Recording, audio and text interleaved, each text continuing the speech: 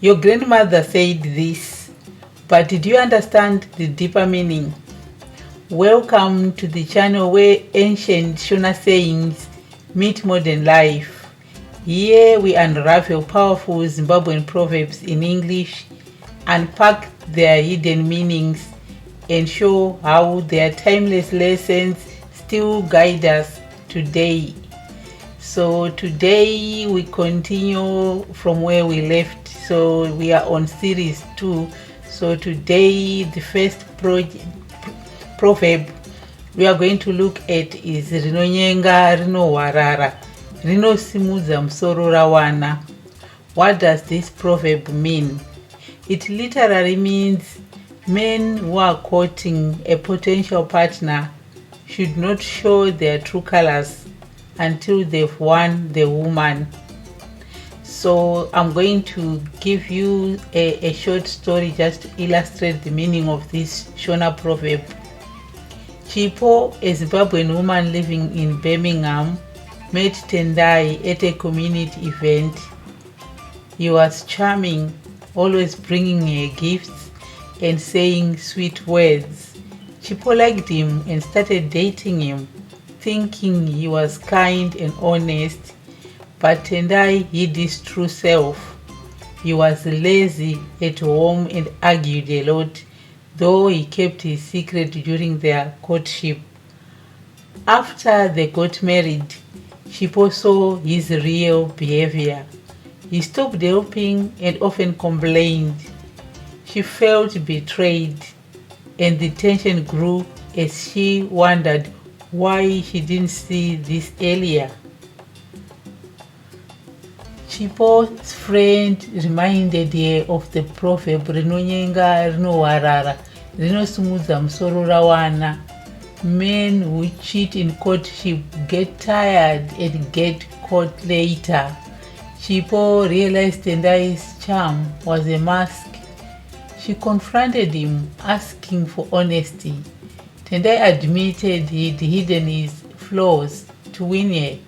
Chipo decided to work on their marriage only if he changed. Tendai tried harder, sharing chores and talking openly. Their relationship improved. If Chipo had ignored the proverb and stayed blind to his lies, she might have faced years of unhappiness. For Zimbabweans in the diaspora, dating can be tricky with busy lives and long distances. Some men might act perfect to win a partner, but show their true selves later. This proverb warns women to watch for signs and seek honesty early, whether online or in person, to avoid heartbreak or regret relationships. So in conclusion, Chipo's story shows that ignoring the proverb's warning can lead to hidden troubles, but applying it with awareness can build a stronger, honest relationship. The second proverb we are going to look at is Washe, Muranda kumwe. The child of a chief is a servant elsewhere. Its simple meaning is that no matter how important or privileged you are at home, Washe, child of a chief, when you go somewhere else, you must humble yourself and follow the rules. It teaches that respect, humility, and adaptability are important. You can't expect special treatment everywhere you go. So I just want to give you a short story to illustrate what this proverb Washe, Muranda kumwe means. Takudzwa, a young man from a respected family in Harare, moved to Toronto for a better job. Back home, people treated him like a chief's child because of his family status. When he started this new job at a warehouse, he expected special treatment. He ignored the team leader's instructions, thinking his background made him better than the rules. His co-workers got annoyed and he refused to help with heavy lifting or follow the schedule. Soon, his boss called him in, warning that his attitude could get him fired. The tension grew as Takudzwa felt lost and angry. A friend reminded Takudzwa of the proverb Mwana Washe Muranda Kumwe. Even if a chief's child must act like a servant elsewhere, he realized his pride was the problem. Takudzwa apologized to his boss and team, promising to follow the rules. He started working hard, learning the job and helping others. His boss noticed the change and gave him a small raise. If he had ignored the proverb and kept acting proud, he would have lost his job and struggled to find another in a new country. For Zimbabweans in the diaspora, moving to places like Canada or the UK means starting afresh. You might have been a leader or respected at home, but abroad you may need to take low jobs or follow strict rules. This proverb teaches you to stay humble, adapt to new ways, and build respect whether at work, school, or in the community. So in conclusion, Takudzwa's story shows that ignoring the proverb brings trouble, but following it with humility leads to success and acceptance in a new land. So the third proverb we are going to look at is Kamoto, Kamberevere, Kanopisa Matandamberi. Translating it means a small fire ultimately burns down big logs in its path. This proverb emphasizes that seemingly insignificant issues or actions can have major, far-reaching consequences. It highlights how small sparks can ignite large fires and how minor mistakes can escalate into significant problems. So I'm going to give you a short story that illustrates the meaning of Kamoto, Kamberevere, Kanopisa Matanda Mberi. In a bustling city, Tinashe, a young Zimbabwean immigrant, works as a delivery driver. He lives in a small apartment, trying to save money to bring his family from Harare to join him. One day, he notices a tiny leak under his kitchen sink. It's just a drip, barely making a puddle. It's nothing, he thinks. I'll fix it later. Work is hectic and he is too tired to deal with it. Days pass and the drip continues unnoticed, while Tinashe focuses on his long shifts and sending money home. The leak grows slightly, dampening the wooden floorboards. Tinashe ignores it, thinking it's just a small problem. I'll handle it when I have time. But the constant drip weakens the wood and mold begins to spread under the floor. Tinashe doesn't see it, but the damage is creeping like a small fire starting to catch. One evening, Tinashe's neighbor knocks on his door, complaining about a damp spot on their shed wall. Alarmed, Tinashe checks under the sink and finds the floorboards warped and black with mold. The landlord inspects and says the damage is severe. Fixing it will cost thousands of money. Tinashe doesn't have that kind of money. His dream of bringing his family is over. It's now delayed and he is stuck paying for repairs. Let's rewind the story. This time Tinashe heeds the proverb, a small fire ultimately burns down big logs in its path. When he first notices the drip, he takes action. He watches a quick online video, buys a 5-pound wrench and tightens the pipe himself. The leak stops, no mold, no damaged floors, no angry landlord. Tinashe saves his money and stays on track to reunite with his family. For many in the diaspora, life is a grind, long hours, tight budgets, and endless responsibilities. Small problems like a late bill, ignored car noise, or a small argument with a loved one can seem unimportant, but like Tinashe's leak, these small fires can grow into big troubles, debt, breakdowns, or broken relationships.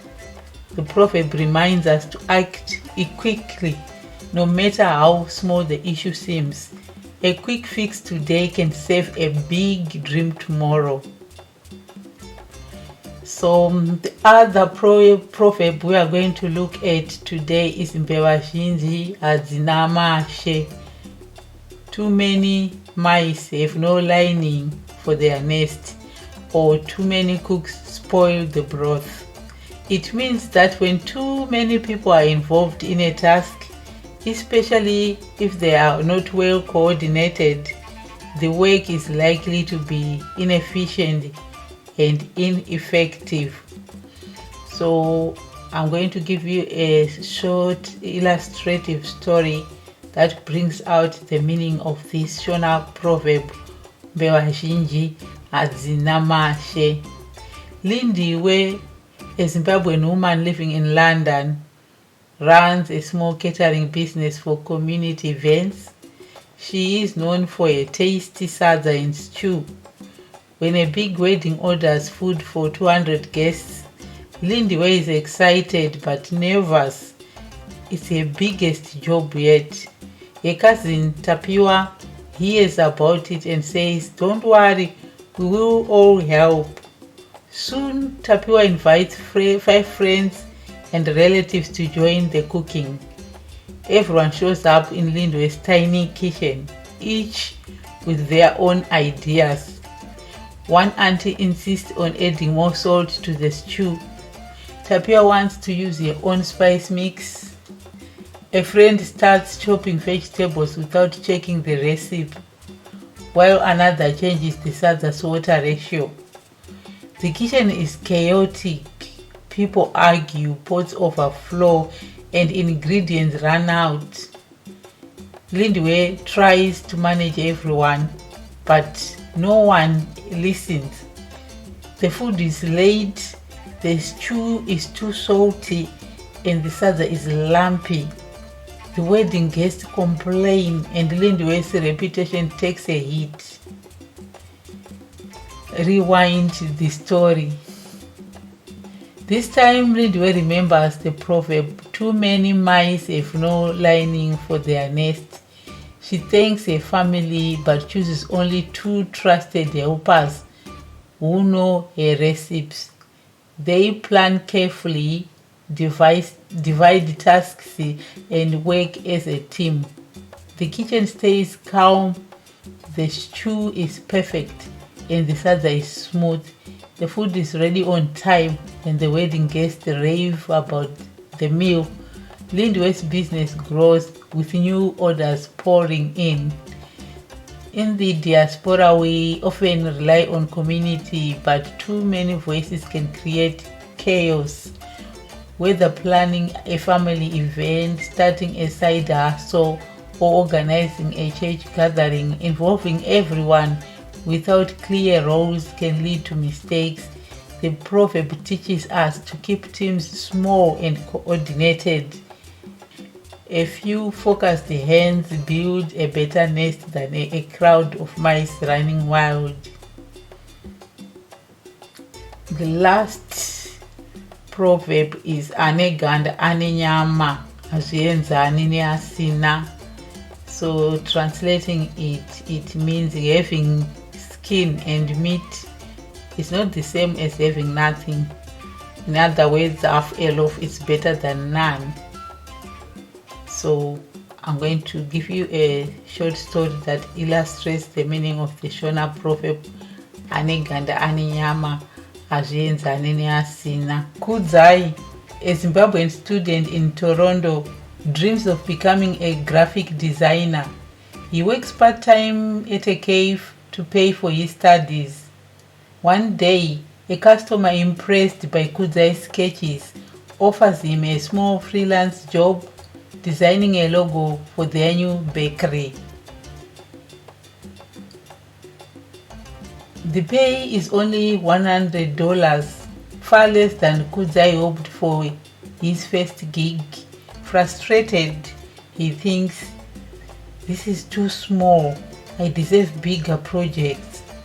He considers turning it down, hoping for a better opportunity. Weeks pass, but no other offers come.